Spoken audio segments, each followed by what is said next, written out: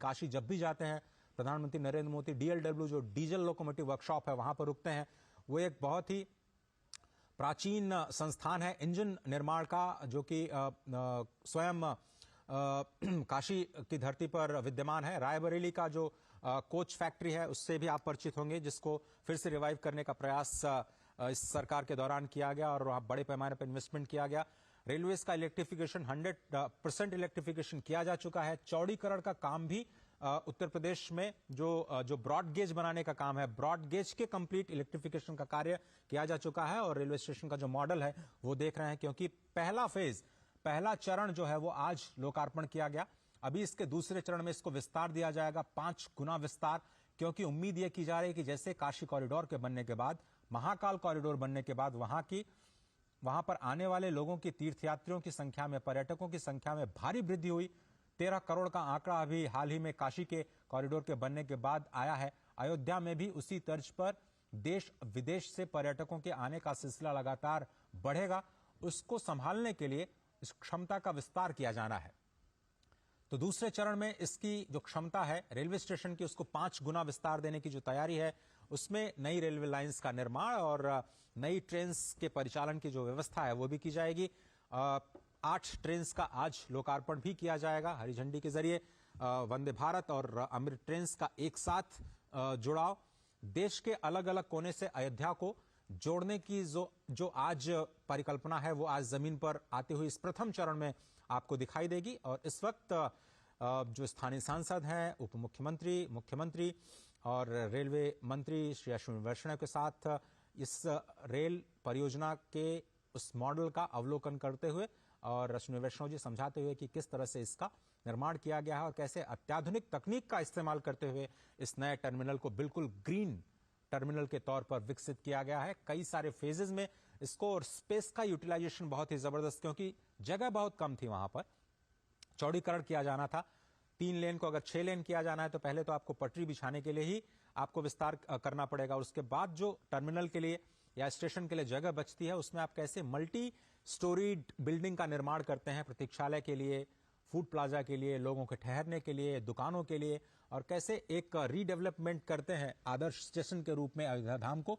ये एक नई तस्वीर पूरी दुनिया के सामने ये है कि एयरपोर्ट की तरह आपको सभी सुविधाओं से लैस ये नया अयोध्या धाम का टर्मिनल, जिसका लोकार्पण प्रधानमंत्री के हाथों द्वारा, मुख्यमंत्री योगी आदित्यनाथ के हाथों द्वारा किया जा चुका है।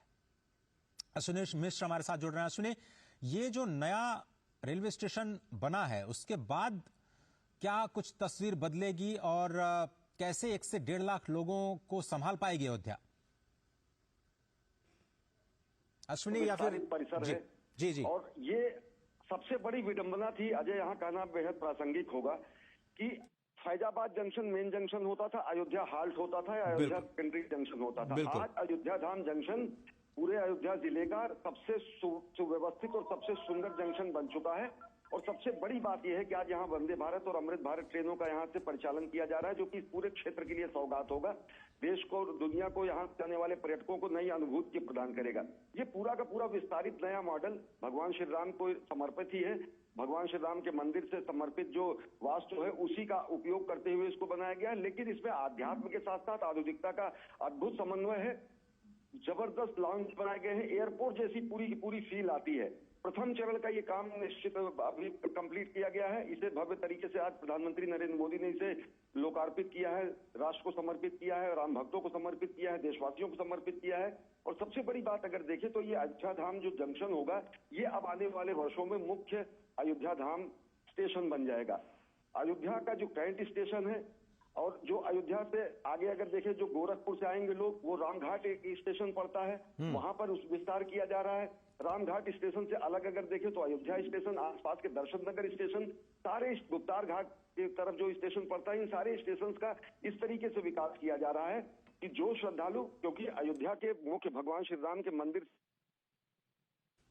सही कहा धाम जंक्शन की, तो आने वाले समय में पर्यटकों का, श्रद्धालुओं का जो दबाव होगा वो अलग अलग स्टेशन पर डेवलप किया जा सके। अत्याधुनिक सुविधा, शानदार एयरपोर्ट जैसी फील देने वाला ये अयोध्या धाम का स्टेशन है। इसमें क्रेश है, इसमें फर्स्ट एड की सुविधाएं की गई हैं, लाउंज इसका बहुत बड़ा है, इसमें एस्केलेटर लगाए गए हैं और सबसे बड़ी बात जो एक संवेदनशील अप्रोच दिखती है, सुगम भारत का दिखता है, सब जगह रैंप बनाए गए हैं। वर्तमान सरकार के कार्यकाल के अगर पहले देखें तो हमको आपको अपने माता पिता बुजुर्गों को या फिर वृद्धों को, रोगियों को स्टेशन पर ले जाना एक बहुत बड़ी मशक्कत होती थी, लेकिन सुगम भारत अभियान के साथ साथ एक संवेदनशील अप्रोच को देखते हुए समस्त दिव्यांगों के लिए, समस्त बुजुर्गों के लिए, रुग्ण रोगियों के लिए ऐसी व्यवस्था की गई है कि उन्हें तत्काल प्राथमिक सुविधा से लेकर हर तरीके की सुविधा अगर वो कहीं यात्रा में है तो वो हासिल की जा सके। देश भर के रेलवे स्टेशनों में ये दिखता है और अयोध्या धाम निश्चित तौर से एक आधुनिक और आध्यात्मिक परिक्रमा का ही विस्तार है। अजय, तो अगर आप रेलवे स्टेशन को केंद्र बना करके वहां के आसपास के जो आध्यात्मिक स्थल हैं उनकी यात्रा को थोड़ा सा जोड़ने की कोशिश करिए। अगर कोई पैदल यात्री वहां से उतरता है तो राम जन्मभूमि, हनुमानगढ़ी, गुप्ता घाट या फिर नया घाट जो बना हुआ है, अगर पैदल कोई जाना चाहता है किस तरह से प्लान कर सकता है। सुगम्य भारत का आपने जिक्र किया, शायद श्री राम भव्य राम मंदिर जो बन रहा है वहां पर भी बुजुर्गों के लिए विशेष व्यवस्थाएं की जा रही हैं। निश्चित तौर से ये पूरा का पूरा स्टेशन वही, जैसे मैं कह रहा हूं कि आधुनिकता और आध्यात्मिकता का संगम तो है ही, साथ ही साथ संवेदनशीलता का जबरदस्त उदाहरण है, क्योंकि एस्केलेटर्स, रैंप, दिव्यांगजनों के लिए अलग से जो है आने की व्यवस्था और साथ ही साथ दूरी जो मैं बता रहा हूं तकरीबन 1 किलोमीटर से भी कम है। स्टेशन से निकलने के बाद सीधे रामपथ को पार करने के बाद राम जन्मभूमि पथ शुरू हो जाता है सुग्रीव किला से होते हुए, और जहां से दिव्य भव्य भगवान श्री राम का नव्य ये विराजमान, जहां पर भगवान श्री राम की प्राण प्रतिष्ठा होगी रामलला स्वरूप की, वो मंदिर दिखने लगता है। अयोध्या स्टेशन से जब आप मुख्य मार्ग पर आएंगे तो सीधे आपको साक्षात दर्शन होंगे भगवान श्री राम के मंदिर का, और राम जन्मभूमि पथ वहीं शुरू हो जाता है बिरला धर्म से। सबसे नजदीक अगर पहुंचने का जो स्थान है तो अयोध्या धाम हुआ। देखिए तो रामघाट की तरफ अगर गोरखपुर से लोग आ रहे हैं तो रामघाट स्टेशन को भी विकसित विस्तार दिया जा रहा है। फैजाबाद का जो पुराना जंक्शन है जिसको अयोध्या कैंट कहा जाना जाता है, अयोध्या कैंट का विस्तार तो है ही, जो कि शहरी सुविधाओं से पहले से ही लैस है। तो जी, अब ये जो तस्वीरें देख रहे हैं हम, अब ये जो तस्वीरें देख रहे हैं वो है नए अमृत ट्रेन की। कहा जाता था वंदे भारत जो ट्रेन है वो बड़े लोगों के लिए है, पैसे वालों के लिए है, सामान्य लोगों के लिए कोई ट्रेन की व्यवस्था ये सरकार कर नहीं रही है। ये एक नई पहल। आपको याद होगा, अगर आपने जब पहले सफर किया होगा, जिसको जनरल बोगी कहा जाता था, घुसना बड़ा मुश्किल होता था। किसी ने रूमाल फेंक करके अगर कोई सीट हासिल कर ली तो चलिए उनका तो सफर किसी तरह से कट जाता था, लेकिन बहुत सारे लोगों को खड़े होकर के बिना किसी स्थान के, बिना किसी सुविधा के सामान को लादे लादे आप बहुत ही मुश्किल से अपने गंतव्य तक जा पाते थे। ये अमृत ट्रेन के अंदर की तस्वीरें हैं। प्रधानमंत्री नरेंद्र मोदी हमेशा की तरह बच्चों के साथ संवाद करते हुए, कोई उन्हें कविताएं सुना रहा है, कोई उन्हें अपने लिखे हुए संस्मरण सुना रहा है, कोई चित्रों के माध्यम से उनका स्वागत कर रहा है। ऐसी तस्वीरें हम हमेशा प्रधानमंत्री के संपर्क यात्रा के दौरान देखते रहे हैं। मेट्रो कोचेस में खास तौर पर जब वो सफर करते हैं तो ऐसी तस्वीरें हमें दिखाई देती हैं। लेकिन इस वक्त आप देखिए बहुत ही अत्याधुनिक, ये बिल्कुल जनरल वार्ड का जो डिब्बा है उसको कैसे आधुनिक बनाया गया है, कैसे चार्जिंग की व्यवस्था, क्योंकि नए बदलते हुए माहौल में सभी लोग मोबाइल फोन के जरिए कनेक्टेड रहना चाहते हैं। हर कोई हर स्टेशन पे देखता है कि इस वक्त मेरी गाड़ी कहाँ पहुंची, मैं कितनी देर बाद अपने घर पहुंच पाऊंगा, रेलवे स्टेशन पे कितनी देर रुक पाऊंगा, वहां पर क्या सुविधाएं हैं। तो ये सारी की सारी जो सुविधाएं हैं, चाहे वो पब्लिक अनाउंसमेंट की सुविधा हो या फिर clean neat and clean toilets की सुविधा हो, जो कि नॉर्मल जो यात्री के डिब्बे हैं उसमें कैसे दी जाए और कैसे तकनीक का इस्तेमाल करते हुए इसको भी सुविधाजनक बनाया जाए, उसकी एक कोशिश की जा रही है। अमृत भारत जो ट्रेन नई आज शुभारंभ की जाएगी, 2 अमृत भारत ट्रेन यहां से अयोध्या से, जो कि दक्षिण भारत को और खासतौर पर मिथिलांचल को अयोध्या के साथ जोड़ेगी, नई दिल्ली को भी जोड़ेगी। तो उसके साथ साथ जो 6 वंदे भारत ट्रेन हैं उसका भी आज शुभारंभ किया जाएगा, जिनका हॉल्ट अयोध्या धाम को बनाया गया है, स्पष्ट तौर पर इसी बात को ध्यान में रखते हुए कि जब रामलला विराजमान होंगे तो लाखों की संख्या में जो पर्यटक आएंगे उनको समायोजित करने के लिए बहुत सारे साधनों की जरूरत होगी। कुछ लोग ट्रेन से, कुछ लोग सड़क परिवहन से, कुछ लोग वायुयान के जरिए, कुछ लोग अपनी गाड़ी से, कुछ लोग बसों के जरिए, बहुत सारे यात्राओं के जरिए, बहुत सारे यात्रा के जो साधन हैं उनका इस्तेमाल करते हुए अयोध्या तक पहुंचना चाहेंगे। साथ ही साथ वाटरवेज का भी निर्माण किया जा रहा है, वहां पर भी जो सुविधाएं हैं, बताया जा रहा है कि वाटर मेट्रो की भी शुरुआत अयोध्या में होने वाली है। तो ये एक इंटीग्रेटेड अप्रोच है पूरे ट्रांसपोर्ट सिस्टम का, और विरासत के साथ कैसे विकास को आप जोड़ते हैं उसकी एक वानगी, उसकी एक झलक आपको दिखाई देगी। राजेश राज, क्या आप मेरे साथ हैं?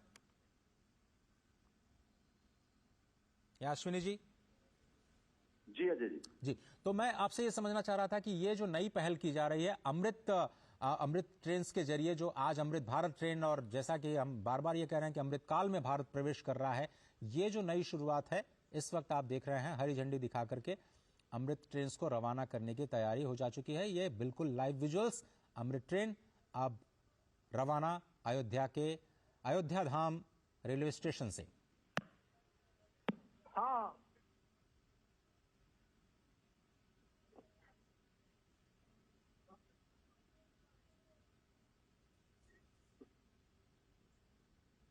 करतल ध्वनियों के बीच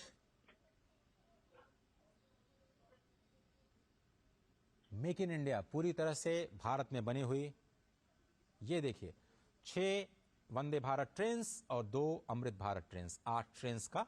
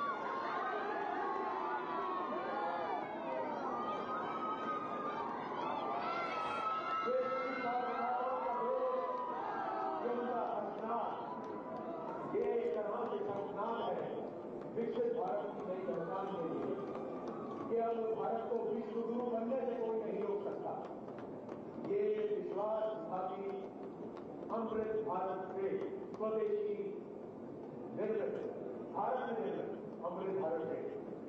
प्रधानमंत्री जी सभी का अभिवादन स्वीकार करते हुए, उनकी हौसला अफजाई करते हुए आज विधानसभा का अभिवादन करते हुए ये है हमारे भारत का शीर्ष नेतृत्व, जो हर एक के सपनों को साकार करने के लिए दिन रात प्रयासरत है।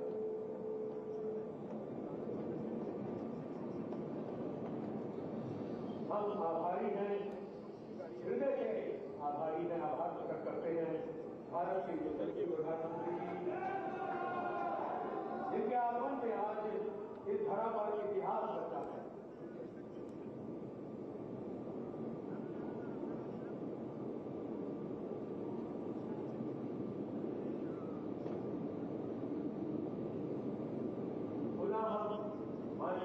प्रधानमंत्री जी का आभार प्रकट करते हैं तथा बधाई देते हैं कि आप चरणों में धन्यवाद।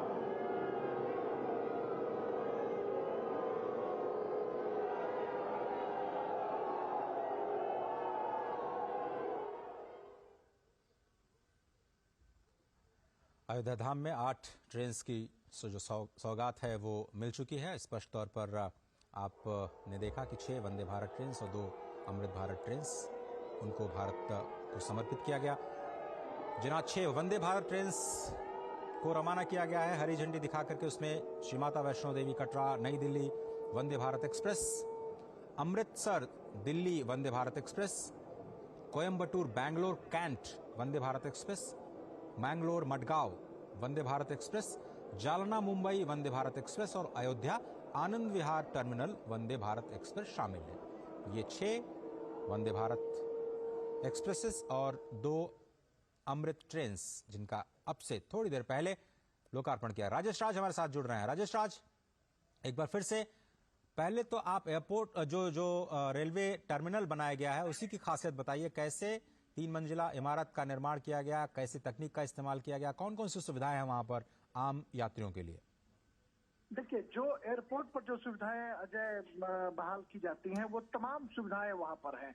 और जो 3 मंजिला 3 फ्लोर का पूरा इमारत तैयार किया गया है, जब उसके बीच के लॉबी में आप जब खड़े होंगे तो आपको साफ तौर पर दिखाई पड़ेगा कि आप एयरपोर्ट पर खड़े हैं। कोई रेलवे स्टेशन जैसा कोई शक्ल वहां दिखाई नहीं पड़ता है। जो गेट है वो गेट ठीक उसी अंदाज में बनाए गए हैं जो एयरपोर्ट पर बनाए जाते हैं। और गेट की नंबरिंग की गई है बाकायदा, 1 नंबर 2 नंबर 3 नंबर इस तरह से नंबरिंग की गई है। और बहुत खूबसूरत नक्काशी के साथ तमाम जो चीजें डिस्प्ले की गई हैं उस पर साफ तौर पर अंकित है कि फर्स्ट फ्लोर पर है, क्या है, ग्राउंड पे क्या है। हम एस्केलेटर बनाए गए हैं, बच्चों शिशुओं के देखभाल की व्यवस्था के लिए वहां पर बाकायदा कमरे बनाए गए हैं, डॉक्टर्स की व्यवस्था है।